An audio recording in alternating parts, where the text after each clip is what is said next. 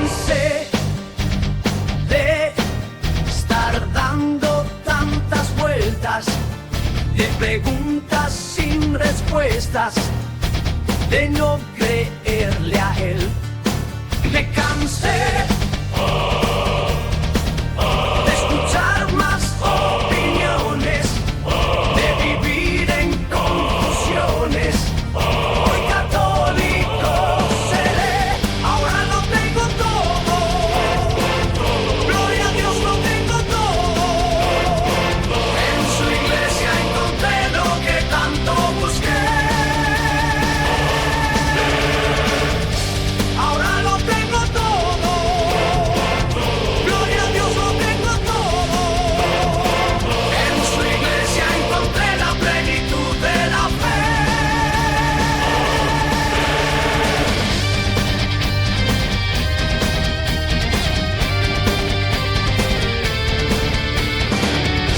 Ahora lo tengo todo. Gloria a Dios, lo tengo todo. En su iglesia encontré lo que tanto busqué. Ahora lo tengo todo. Gloria a Dios, lo tengo todo. En su iglesia encontré la plenitud de la fe.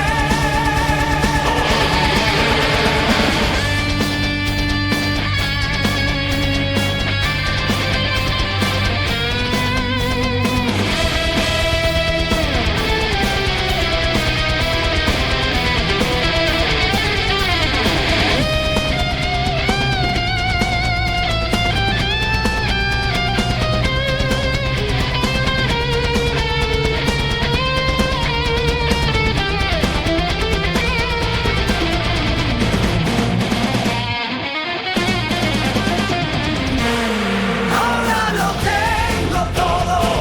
Gloria a Dios, encontré lo que tanto busqué. Ahora lo tengo todo. Gloria a Dios, lo tengo todo. En su iglesia encontré la plenitud de la fe, la plenitud de la fe. La plenitud de la fe, la plenitud de la fe, plenitud de la fe. Busqué por todas partes y encontré una fraternidad sacerdotal, la más antigua en México, que se remonta a un arzobispo que yo conocí personalmente en Roma, hermano del presidente de Vietnam del Sur, Monseñor Tuc. Yo lo conocí. Vale, aquí tenemos que hacer otra paradita. La más antigua de México. Bueno, la más antigua de México, tampoco para tanto, ¿no? Del año creo que es sobre los 70 o los 80, una cosa así. Bien. No es una fraternidad sacerdotal. Su nombre es Sociedad Sacerdotal, no fraternidad. Y aquí Monseñor nos saca a un personaje muy interesante. Monseñor Tuc, un hombre que era hermano de del presidente de Vietnam, ¿vale? O católico. Bien.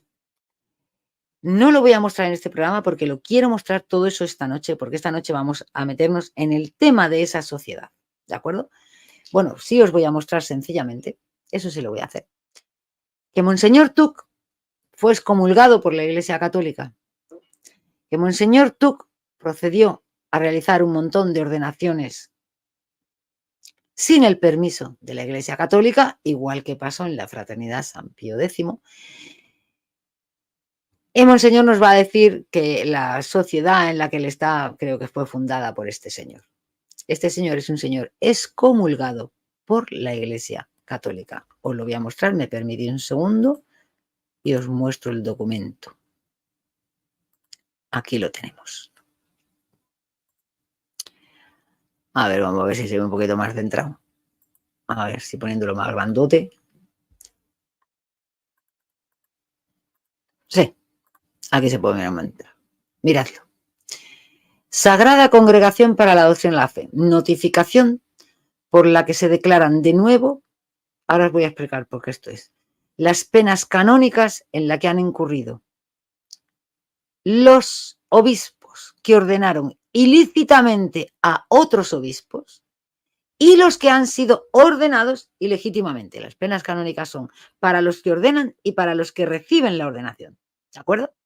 ¿Por qué dice se declaran de nuevo? Bueno, porque este señor sufrió una primera excomulgación, una primera excomunión. Cuando los ahora lo veremos. Cuando los comulgan tal, él rápidamente va a Roma, pide perdón, se arrepiente y Roma le levanta la excomunión. Pero claro, pocos meses después está haciendo otra vez lo mismo. Y entonces es cuando la Sagrada Congregación para la Doctrina de la Fe dice que se declaran de nuevo las penas canónicas. No es una cosa general, lo dice aquí. El excelentísimo Monseñor Pierre-Martin Godin Tuc, arzobispo titular de Bulla Regia, ordenó ilegítimamente el mes de enero del 76 a varios presbíteros, sacerdotes y obispos, ¿dónde? Fijaos bien, en el Palmar de Troya, en España. Creo que todos conocéis el Palmar de Troya, ¿no? Esta secta perniciosa, que es muy perniciosa y muy cismática que hay aquí en España, ¿no? El Palmar de Troya. Este señor fue el que ordenó obispos para el Palmar de Troya. Este señor es el que le dio, si no le dio legitimidad, si no le dio licitud a las ordenaciones, el problema es que lo que sí le dio, como os decimos siempre, es la sucesión apostólica. Al Palmar de Troya. Fijaos, qué gran hombre. Fantástico, ¿no? Pues es una cosa... Se pronuncia bueno, tranquilos. O sea, yo le voy a decir Monseñor Tuc a partir de ahora y se acabó. Así no tenemos problema de pronunciación. Pero fijaos bien lo que estamos hablando, ¿eh? Fijaos bien lo que estamos hablando. Un obispo que le dio la sucesión apostólica al Palmar de Troya. ¿Qué os parece? Pero no es lo único. En su currículum no está solamente esta proeza, hay algunas más. Dice, por ello, la Sagrada Congregación para la Doctrina de la Fe publicó el 17 de septiembre de ese mismo año, del año 76, un decreto, que está ahí, pero ya no lo he pinchado, con el que se recordaban las penas canónicas en las que habían incurrido tanto él, Monseñor Tuc, como quienes habían recibido de él ilegítimamente la ordenación. No inválidamente, porque es válida, porque él es obispo, impone las manos y está la ordenación, pero sí ilegítimamente, no reconocida por la Iglesia, sin autorización de la Iglesia. Ahora, posteriormente, el mismo prelado pidió y obtuvo la absolución de la excomunión en la que había incurrido, reservada especialmente a la Santa Sede. Él se arrepintió, dijo que se había arrepentido y la Santa Sede le volvió a levantar la excomunión.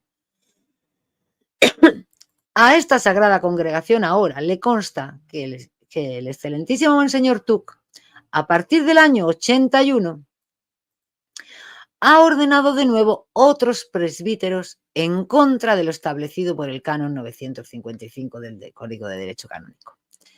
Y lo que es aún más grave, él mismo, en dicho año, en contra también de lo que prescribe el canon 953, sin mandato pontificio y sin que hubiera habido designación canónica, es decir, sin que se le hubiese mandado el Santo Padre y sin que hubiese sido designado desde el Vaticano, ¿vale? Confirió la ordenación episcopal, porque aquí había sido una ordenación de presbíteros, ¿vale? Es decir, de sacerdotes. Ahora es una ordenación episcopal. ¿A quién? Al religioso Gerard de Lauriers, francés, y a los sacerdotes Moisés Carmona y Adolfo Zamora, de México. Moisés Carmona confirió posteriormente la ordenación episcopal, Moisés Carmona, a los presbíteros mexicanos Benigno Bravo y Roberto Martínez y al presbítero americano George Mussey. O sea, él ordenó estos obispos y estos obispos a estos otros sacerdotes los hicieron también obispos. En México, en Estados Unidos, en España. Está en todos sitios y así lo han... Y esto es nada más que la puntita del iceberg. La puntita del iceberg. Este monseñor quiso además demostrar la legitimidad de las acciones realizadas por él. ¿Vale? Sobre todo a través de una declaración hecha pública en Múnich, en Alemania, el 25 de febrero del 82, en las que afirmaba que la sede de la Iglesia Católica de Roma está vacante y por tanto él, en cuanto obispo, hacía todo con el fin de que la Iglesia Católica de Roma perdurase para la salvación eterna de las almas. Os lo voy a enseñar porque creo que tenía por aquí. ¿Sí? Aquí está. Mirad. Vale, este es el señor que declaró la sede vacante. Señor que fue ordenado sacerdote en 1925, ¿vale? Que ingresó a los 12 años en el seminario diocesano de Amig, será ahí en Vietnam, ¿vale? Pero prosiguió sus estudios en Hue, en Roma y en París, y que es doctor en filosofía, en teología y en derecho canónico. O sea, este señor sabía muy bien lo que estaba haciendo. Porque soy hasta ahora un obispo de la Iglesia Católica Romana, considero que la sede de la Iglesia está vacante. O sea, yo me erijo en la autoridad de la Iglesia. Yo, obispo, digo que la sede, la cátedra de Pedro, está vacante, no está ocupada. Y me corresponde a mí, yo, Monseñor Tuc, como obispo, hacer todo lo que sea necesario para que la Iglesia Católica y Romana perdure en su misión para la salvación de las almas. Y por eso me dedico a ordenar más obispos, para que la Iglesia, puesto que esta está con la silla vacía y no hay un papa, está vacante, el que hay no es papa, ¿vale? Me dedico a ordenar obispos. En marzo del 38 dice que recibió del Papa Pío XI el permiso para consagrar obispos sin el permiso de Roma. Se supone, dicen por aquí, cosa que yo lo siento, pero esto no cuela ni a la de tres, ¿no? Que el Papa le dio el permiso para consagrar obispos sin que Roma tuviese que autorizarlo. Y dice que, y fijaos, es que hay cosas que no cuadran, ¿no? Porque te dice, el 15 de marzo le da el permiso, pero él todavía no era un sacerdote, un obispo, porque fue consagrado de obispo el 4 de mayo, casi 20 días después. Fue consagrado obispo por Monseñor de Mortier, vicario apostólico en Saigón. Bueno, pudiera ser, porque a lo mejor estás en países en los que es mucho más difícil, estamos hablando de Vietnam, bueno, quizá. Dice, como obispo realizó varias obras apostólicas como la construcción de iglesias, capillas, conventos, escuelas. Y este hermano llegó a ser presidente. Pero claro, esta es cuando te lo presentan portales sede vacantes, como este, ¿no? Como el de Ovejas sin Pastor, ¿vale? Claro, esta versión no es la misma que la que te presenta, por ejemplo, otro portal. Te dice el caso de Monseñor Tuc. Se puede considerar válida la línea sacerdotal y episcopal procedente de Monseñor Tuc.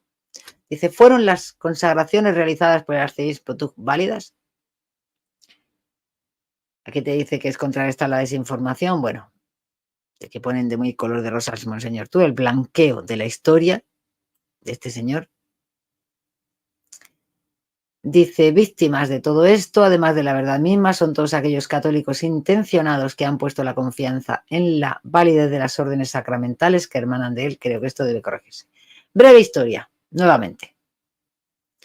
Dice, no hay razón para dudar de la validez personal de la consagración del obispo Pierre Tuc. O sea, él estaba muy válidamente consagrado. era un obispo válido con el poder de consagrar válidamente a otros obispos. Nacido, ya lo hemos visto, tal, ascendió a la dignidad de arzobispo por Juan XXIII. El obispo Tuc fue un participante activo en el Concilio Vaticano II y, según se informa, firmó todos los documentos de ese conciliábulo, exactamente igual que Monseñor Lefebvre. Y tenemos las pruebas de las firmas de los documentos. Tras el cierre del Concilio Vaticano II, Pablo VI no le dejó regresar a Vietnam y comenzó su vida en Roma. En el 68, Pablo VI nombró al obispo Tuc arzobispo titular de Bulla-Regia, una antigua sede, ahora vacante, porque ahora no sé la fecha que será este artículo, ¿vale? En Túnez. Dice, comienzan las masivas consagraciones. Mientras vivía en Roma, el obispo Tuc conoció al padre Rabat, quien en ese momento enseñaba, oh casualidad, en el seminario del arzobispo Marcel Lefebvre en Suecia. A mediados de la década de los 70, el padre Rabat se involucró con un grupo de visionarios en el Palmar de Troya, en España, encabezados por un corredor de seguros, Clemente Domínguez Gómez, quien creía que el verdadero Pablo VI era un prisionero del Vaticano y que el que estaba visible, el Pablo VI, era un doble. Fijaos ya las conspiraciones de aquellos tiempos, ¿no? Después de la muerte de Pablo VI, este hombre, Clemente Domínguez, el del Palmar de Troya, afirmó que Cristo lo había coronado místicamente como papa y tomó el nombre de Gregorio XVII. Fundó su propia iglesia y declaró a Pablo VI como un santo mártir. Bueno, el caso es que este padre Rabat va al obispo Tuc y le dice, fijaos otra vez, como siempre lo digo, haciendo uso de revelaciones privadas. Le dice que Nuestra Señora tenía trabajo para él en el Palmar de Troya, que había supuestamente unas apariciones marianas. Y Monseñor Tuc obedeció inmediatamente. Bueno, obedeció con una mentira, ¿eh? También os digo que este señor, no la vamos a ver eso, lo veremos luego, pero si hace falta, pero ahora no. Bueno, el caso, me refiero que para irse de su parroquia y eso y tener que ir a consagrar allí al Palmar de Troya, dijo una mentira, dijo que se tenía que ausentar por motivos familiares. Extraño de Monseñor, una mentira, ¿no? Bueno, el 31 de diciembre del 75, Tuc ordenó al sacerdocio, porque veis las fechas, es fecha de Nochevieja, o sea, él vino en Navidad cuando él tenía que haber estado haciendo la misa del gallo, todas estas cosas. Bueno, y a otros 4 laicos, cogió a Clemente, ese papa místico, y a otros 4 laicos y los ordena como sacerdotes. Y 12 días después consagra a 2 de estas 5 personas que estaban recién ordenados al episcopado del grupo de Palmar del Troya. Y a otros 3 más. A estos 2 y a otros 3 más que ya eran sacerdotes y él no los había consagrado como sacerdotes al Palmar de Troya. Y a Palmar de Troya tiene de repente 5 obispos. Dice aquí como notación al margen, en menos de 2 años Clemente consagró al episcopado a no menos de 70 hombres. Debido a que Monseñor Tuc hizo esto sin mandato de Roma el 17 del 76, Pablo VI los comulgó. Lo que veíamos, ¿no? Monseñor Tuc inmediatamente se arrepintió y renunció a lo que había hecho en España y Pablo VI le levantó la excomunión. Pero en julio del 77, apenas 6 meses después de las consagraciones palmarianas, encontramos a Tuc consagrando a su primer obispo para la iglesia veterocatólica. ¿Quiénes son los veterocatólicos? ¿Alguien sabe quiénes son los? Como no teníamos suficiente con la secta del Palmar de Troya, ahora nos vamos a los veterocatólicos. ¿Vale? Vamos a ver quiénes son los veterocatólicos. ¿Os acordáis quiénes son los veterocatólicos? La Badarnuk, que son cismáticos desde el siglo XIX cuando abandonaron la Iglesia católica después de negarse a reconocer el Concilio Vaticano I. En ese concilio donde se reconocía la infalibilidad. Ellos la abandonaron y se pusieron de nombre veterocatólicos o antiguos católicos, que también se les conoce así.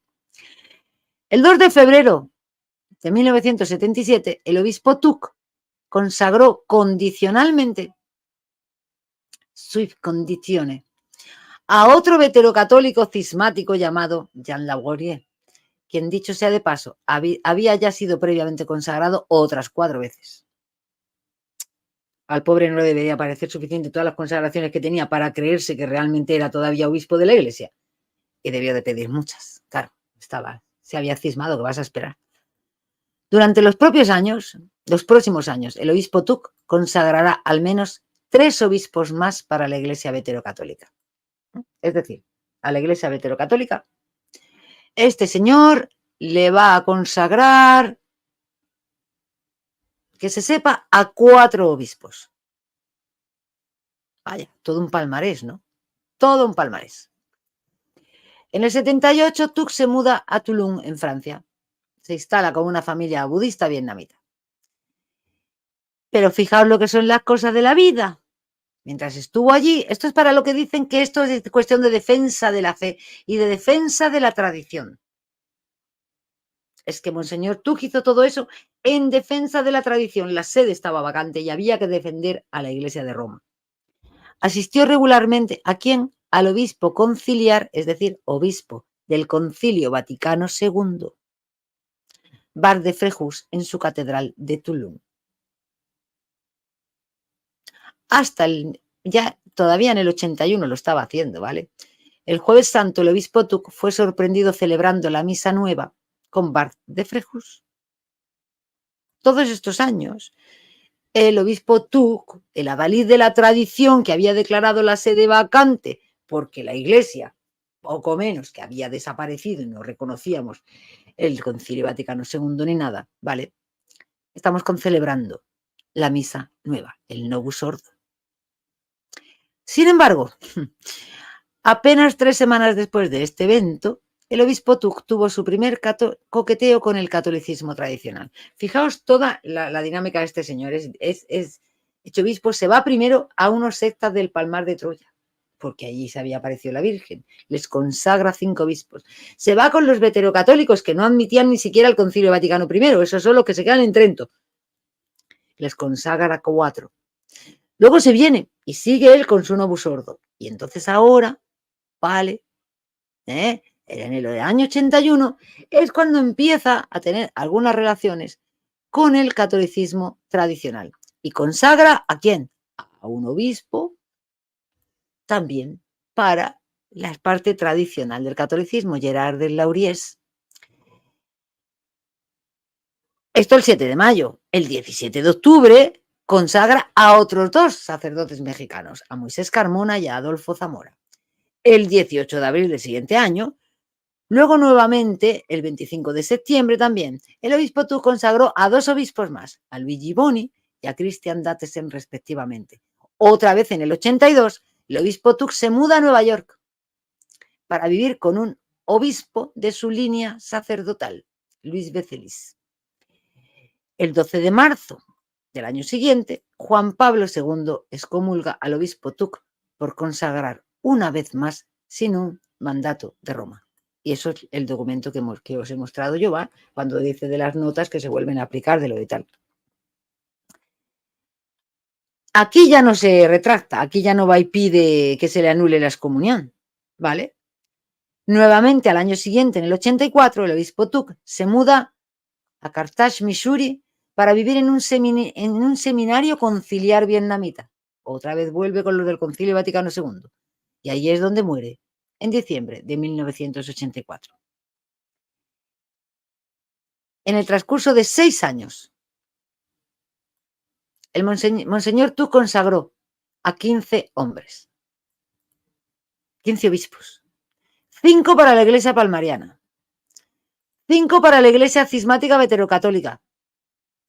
Tendríamos que decir 5 para la secta de la Iglesia palmariana, 5 para la Iglesia cismática veterocatólica y 5 para varios grupos sedevacantistas encabezados principalmente por la secta secreta llamado los Tecos. Y volvemos al documento que estábamos leyendo, ¿vale? Nos habíamos quedado en que la Iglesia Católica de Roma estaba sede vacante. Este es el documento de San Juan Pablo II, que estábamos. Y entonces dice, la Sagrada Congregación para la Doctrina de la Fe, así, habiendo examinado la gravedad de estos delitos y afirmaciones erróneas, por mandato especial de su santidad Juan Pablo II, considera necesario repetir las prescripciones del 17 de septiembre del 76 de forma que se apliquen totalmente a este caso. Al caso de Monseñor Tuc, específicamente a él. ¿Por qué? Porque había ordenado a varios y porque había hecho estas declaraciones que decía que la sede de la Iglesia Católica de Roma estaba vacante y que todo lo que él hacía era con el fin de que perdurase la Iglesia. Muy amigos, por lo visto, de este señor. Los obispos que han ordenado a otros obispos y los mismos obispos ordenados, además de las sanciones señaladas en tales numerales del Código de Derecho Canónico, han incurrido también ipso facto en excomunión. Tenerlo esto en cuenta para lo que os voy a mostrar ahora después, que siempre andamos con las mismas. Tener esto en cuenta. Aparte de otras sanciones, han incurrido también ipso facto en excomunión. La excomunión está reservada de modo especial a la sede apostólica, según decreto, tal. Esta pena se aplica también a los presbíteros que asistieron, si es que los hubo. Si hubo presbíteros que asistieron a esas ceremonias de consagración, también se le aplica la excomunión ipso facto. Los presbíteros, es decir, los sacerdotes, ordenados ilegítimamente según este canon, quedan ipso factos, suspendidos del orden recibido. Suspensión a divinitis, que es lo que tienen los sacerdotes de la Fraternidad San Pío X. Y por lo que se refiere al ejercicio del orden, son irregulares, es decir, lo que sucede con los sacerdotes de la Fraternidad San Pío X. Finalmente, por lo que respecta a quienes ya recibieron la ordenación de un modo ilegítimo o a quien eventualmente la recibieron de estos, es decir, si esos que han sido ordenados de modo ilegítimo a su vez han ordenado a otros, sea lo que fuere sobre la validez de estas ordenaciones, o sea, no vamos a examinar si son válidas o no, aunque fuesen válidas, la Iglesia no reconoce ni reconocerá la ordenación de los mismos y los considera a todos los efectos jurídicos en el mismo estado que tenía cada uno antes, es decir, no les va a reconocer que son obispos, no les va a reconocer que sean sacerdotes. Siguiendo en vigor las sanciones penales que marcaban antes los otros derechos canónicos, hasta su eventual arrepentimiento y absolución. Esta sagrada congregación tiene el deber de advertir claramente a los fieles cristianos, que me duele la boca de repetírselo a la gente de la Fraternidad San Pío X, que se abstengan de participar o favorecer en modo alguno las actividades litúrgicas o cualquier clase de iniciativas u obras promovidas por las personas citadas anteriormente. Esto, que en este caso lo están aplicando específicamente a Monseñor Tuc, es exactamente lo mismo que se aplicó en el caso de los obispos y de los sacerdotes y de los fieles de la Congregación de San Pío X, Roma, en la sede de la Sagrada Congregación para la Doctrina de la Fe, 12 de marzo de 1983, siendo prefecto de la misma Joseph Ratzinger.